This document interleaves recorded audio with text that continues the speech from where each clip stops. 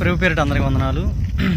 ఇప్పుడు మీరు ఈ అబ్బాయిని చూశారు కదా, ఈ అబ్బాయి నాకు తెలిసిన అబ్బాయి అంటే మా మాస్టర్ గారి చిన్నప్పుడు ఈయన వీళ్ళ నాన్నగారి దగ్గర చదువుకున్నాను.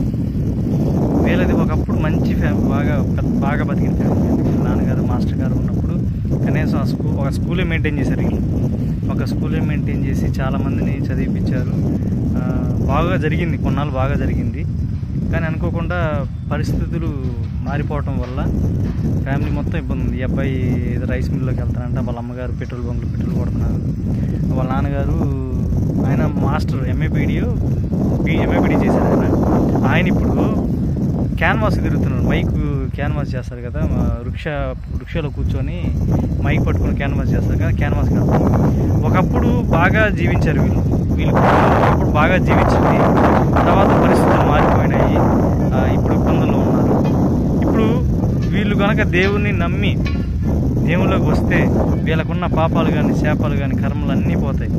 మనలో చాలామందికి మన అపోహ ఏంటంటే మన పాపాలు మనమే అనిపించాలా, మన శాపాలు మనమే అనిపించాలని చెప్పి కర్మలు మనమే అనిపించాలని చెప్పుకుంటారు. ఒక్క యేసుక్రీస్తు రక్తం ద్వారా నమ్మి మీరు యేసుక్రీస్తు రక్తంలో కడగబడితే ఆ శాపాలు పాపాలు కర్మలు యేసుక్రీస్తు రక్తంలో మొత్తం తుడుచుకుపోతాయి. మీరేం భరాయించిన పనుల, ఆ పాపాలు భరాయించిన పనుల, ఆ శాపాలు భరాయించిన పనుల, ఆ కర్మలు భరాయించిన పనుల ఏం అవసరంలా.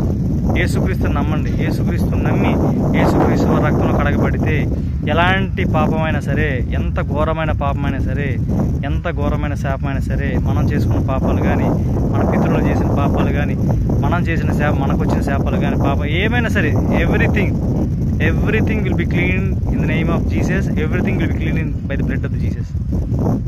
దేవుని రక్తంతో మీరు గనక కడగబడితే ఎలాంటి శాప పాప కర్మాలైనా పోతాయి. ఆయన రక్తం ద్వారానే పోతాయి, మిగతా ఏ విధంగానూ పోవు. ఈ లోకంలో ఏమి చేసినా పోవు. ఒక యేసుక్రీస్తు వారి అతి పరిశుద్ధమైన రక్తం ద్వారానే మనకి విమోచన కలుగుతుంది. సో దయించి మీరందరూ దేవుణ్ణి నమ్మండి, దేవుణ్ణి విశ్వసించండి, దేవుని మార్గంలో రండి, దేవుని తెలుసుకోండి. ఆమేన్.